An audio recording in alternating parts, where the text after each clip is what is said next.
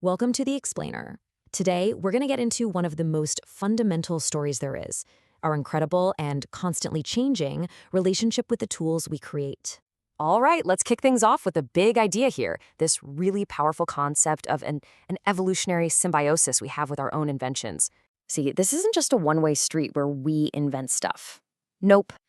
It's about how those very inventions turn right back around and reinvent us. It's a feedback loop, and it has literally shaped who we are. And this cycle, it's been going on for millions of years.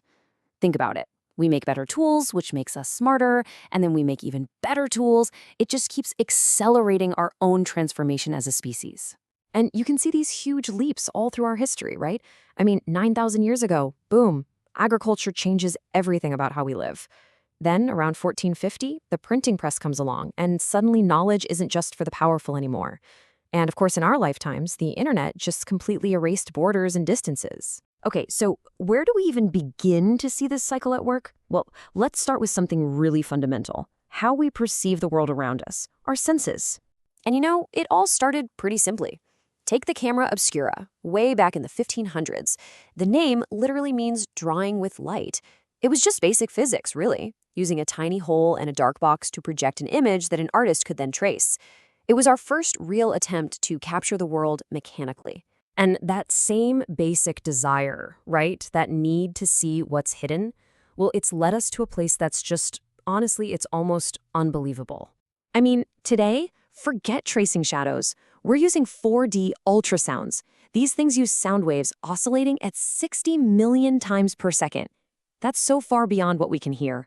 And what does it do? It gives us these moving, three-dimensional images of life inside the womb. It's just a mind-blowing evolution of our sight. So, okay, our tools totally supercharged our senses. But that was just the beginning. They also completely tore down the walls of time and distance, changing everything about how we connect with each other.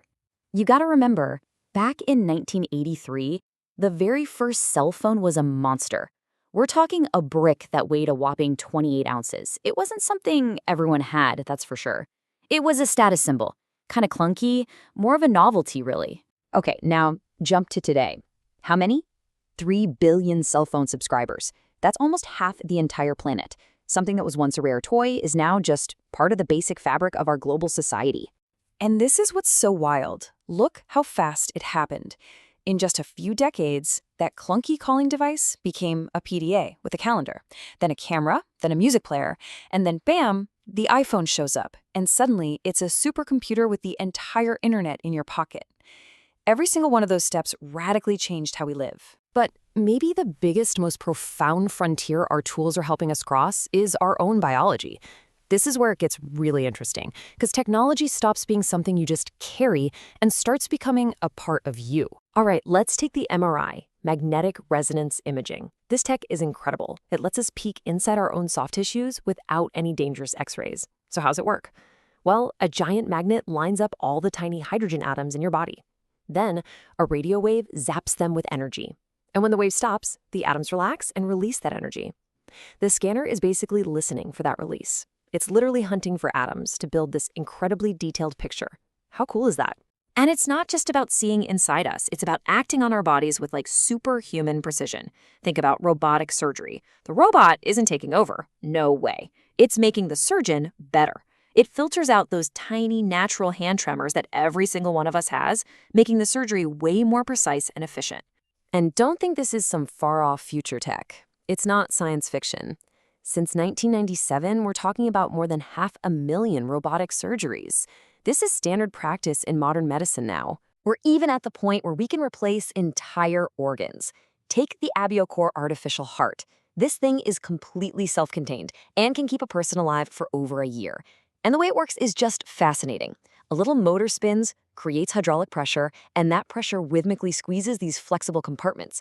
It's a perfect mechanical copy of a real heart's pumping action. We are literally building life support from scratch. And all of this, it brings us to the final, and maybe most important part of this story.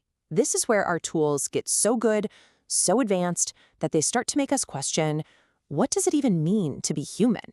A huge moment came in 1996, the showdown, Garry Kasparov, the world chess champion, versus Deep Blue, an IBM supercomputer. Now, Deep Blue became the first computer to ever beat a reigning champ in a single game. Kasparov still won that first match, but he lost the rematch a year later. The machine, which could crunch 200 million possible moves per second, had finally surpassed the greatest human mind in a game of pure strategy. And now we're building things on a scale that is it's hard to even wrap your head around how small it is. So, just how small is a nanometer? We'll try to picture this. You'd have to slice 1 inch into 25 million equal parts. Or, think of it this way. A single one of your hairs is about 80,000 nanometers thick. We're not just building anymore. We are manipulating the very atoms that make up our world. So what's the big deal? Why does this matter? Well, the promise of nanotechnology is a whole new revolution. We're talking about microscopic robots that could swim through your bloodstream and repair cells from the inside. Materials hundreds of times stronger than steel, but way lighter. And computers? Computers millions of times more powerful than anything we have today. It could change, well, everything. And that brings us right back to the central question. The big so what? As our tools get smarter, more capable, more woven into our lives, and even our bodies, how are they going to keep changing us in this never-ending symbiotic dance of creation?